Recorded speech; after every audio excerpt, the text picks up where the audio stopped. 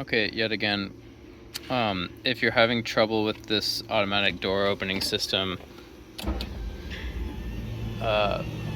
trying to shut and it stops just before it finishes and it doesn't fully shut like this, one thing you can try besides my other steps and resetting it is actually taking this board, and you don't actually have to unscrew it, but if you want to, it's just 3 Phillips head screws. You can see this hole, and inside there you see this potentiometer.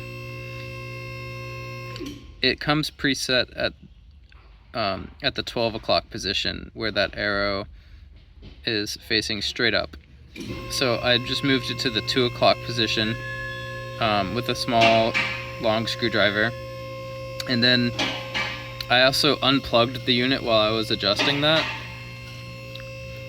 moved that to the 2 o'clock position, and then plugged it back in, and then the door with one single push now opens all the way without stopping, and then shuts all the way without stopping.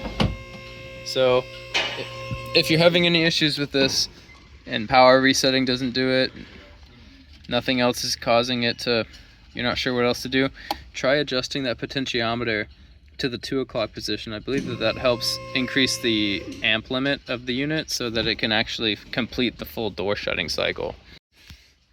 I should also note that we did this potentiometer adjustment after we already tried to do the turning off the auto door stop midway function. So we did that, which I explained in a previous video on how to enable or disable.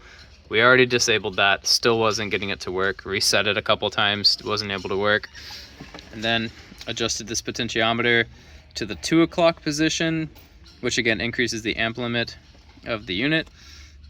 This was as what the manufacturer got back to me and told me to try that, one of the technicians, if I was still having problems, which I was. I did it and it worked. So in the future, I'm just going to start making sure all of these are at least at the 2 o'clock position so I don't run into more issues.